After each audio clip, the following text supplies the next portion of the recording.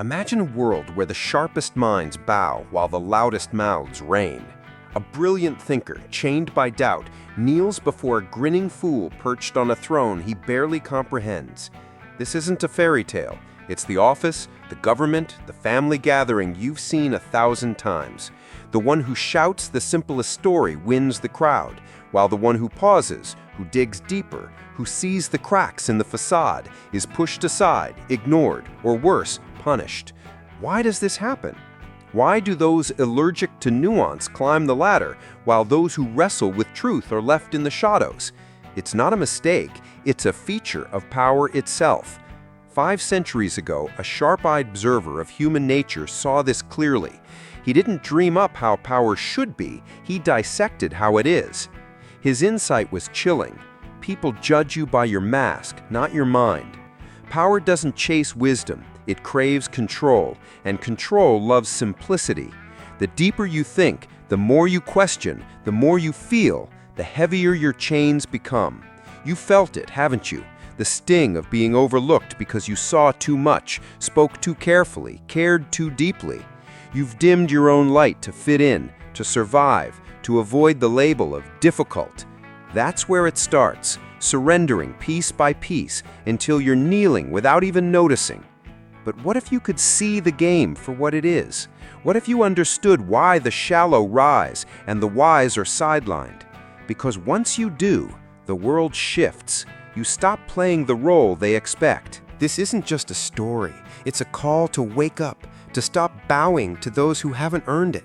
The higher you climb, the thinner the air, the louder the noise. At the peak sits not the wisest, but the boldest, the one who didn't earn the crown, but was lifted by a system that mistakes confidence for competence. We don't live in a world that rewards merit.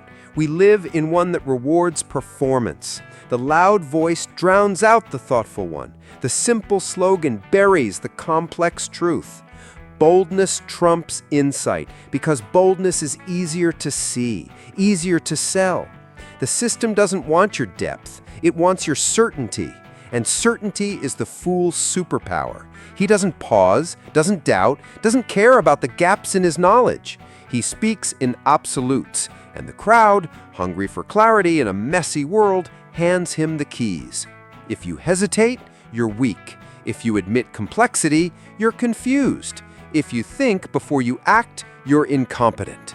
So the system pushes you to simplify, to smile, to betray the very traits that make you wise. The fool rises not because he's better, but because he's unburdened, free from the weight of doubt, untouched by the need to learn. Look at history. The philosopher who questioned everything, who refused easy answers, was forced to drink poison, not for his actions, but for holding a mirror to a crowd too scared to look. Compare him to the demagogue who fed the masses what they craved, simple promises, clear enemies. Who won? Not the one who said, "It's complicated," but the one who shouted, "Follow me." Or think of the inventor, a visionary who dreamed beyond his time, too awkward, too focused on truth to play the game of fame. Beside him, a showman who branded ideas, not built them, became the legend. The visionary died broke. The showman wrote history. Why? Because the world doesn't crown the deepest thinker, it crowns the loudest performer. The pattern repeats. The principled orator, eloquent and ethical, stood for justice, but was outplayed by a ruthless ambition that broke every rule. One became a tragic hero, the other a legend who reshaped the world. Intelligence loses in power games not because it's weak, but because it plays fair in a game that isn't. The wise hesitate while others strike. They overthink while others act. They assume good faith while others exploit every gap. Worst of all, they project their own depth onto a world that doesn't share it. They play chess while their opponents flip the board. But it's not just tactics, it's morality. The wise carry a burden. They care. They want truth to win, fairness to matter. That's their strength, but it's also their trap. Power doesn't reward empathy or insight, it rewards control. The intelligent become threats, not because they'll fail, but because they'll expose the lie. They question the rules, make others uneasy, and so they're silenced before they can rise, or tolerated only if they stay quiet. The fool, meanwhile, thrives because his ignorance is his armor. He doesn't doubt himself, so others don't doubt him. His confidence, however hollow, looks like strength. This isn't just chance, it's wired into us. The less someone knows, the surer they sound. The truly wise, haunted by what they don't know, speak in shades of gray. And the crowd? They don't follow the one who says, "It depends." They follow the one who says, "I know." Confidence, even when baseless, feels like leadership.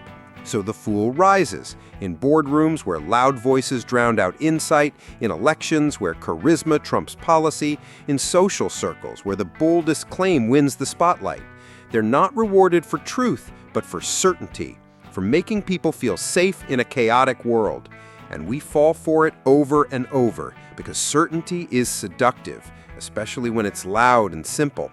But it's not just the fool who rises, he builds walls. Once he's in power, he surrounds himself with weaker minds, loyal echoes, not because he seeks progress, but because he fears challenge. A thinker questions, a sycophant obeys. So the system purges the wise, rewards the compliant, and stupidity spreads. It's not a flaw, it's a defense. The fool's throne is fragile, so he builds a fortress of yes-men where loyalty trumps logic and optics trump outcomes. This isn't just at the top, it trickles down. A weak leader hires a weaker deputy, who hires a weaker assistant, each one protecting the throne above. The result? A chain of mediocrity, not by accident, but by design. You see it in politics, where loyalty outranks skill, in companies where innovation dies to protect egos, in families where the loudest voice sets the rules. The wise are sidelined, mocked for caring too much, exhausted by a system that punishes depth, and yet we cheer it on. We call the fool decisive, relatable, strong. We crave his certainty because truth is heavy, complexity is scary, and doubt feels like weakness. Our brains are wired to seek closure, to latch on to the loudest, simplest voice when the world feels overwhelming. The scientist with data and caveats loses to the politician with slogans. The doctor with nuanced advice loses to the guru with miracle cures. We don't want truth, we want comfort. And the fool delivers it every time. But there's a cost. When we crown the fool, we silence the wise. We trade progress for performance, depth for noise. And the system doesn't just allow it, it demands it. The wise are dangerous, not because they're wrong, but because they see too clearly. So they're pushed out, buried in busy work, or ignored until they quit. This isn't failure, it's strategy. The system protects itself by making sure no one who thinks too much gets too close. Then comes the moment, the quiet, piercing realization that you've been playing a game rigged against you. You weren't lazy or wrong, you just believed the lie that truth would win. You see the meetings, the promotions, the politics for what they are, a stage, a trap. Most bury this moment. It's easier to shrink, to nod, to obey. But a few don't. They stop pretending, stop bowing, stop playing a game they were never meant to win. They walk away, not out of defeat, but clarity. They see the system wasn't built for them, it was built to contain them. And once they see that, they can't unsee it. This is your moment, not tomorrow, not someday, now. To ask why you've silenced yourself, why you've knelt to those who don't deserve it. Your mind isn't a flaw, it's a weapon. But it's useless if you let it rust. The game of power isn't won by the wisest, it's won by the boldest, the ones who act, who shape perception, who refuse to wait for permission. You don't need to become the fool, but you need to stop fearing the game. Learn its rules, not to obey them, but to break them. Stop expecting fairness, start building strategy. The war isn't between smart and stupid, it's between those who see the system and those who pretend it's fair. If you want a world where wisdom rules, stop worshiping crowns. Stop mistaking loud for strong. Stop kneeling to thrones built on lies. Your intelligence isn't a burden, it's a blade. Sharpen it, wield it. The fool only rises because we let him. So what are you going to do about it?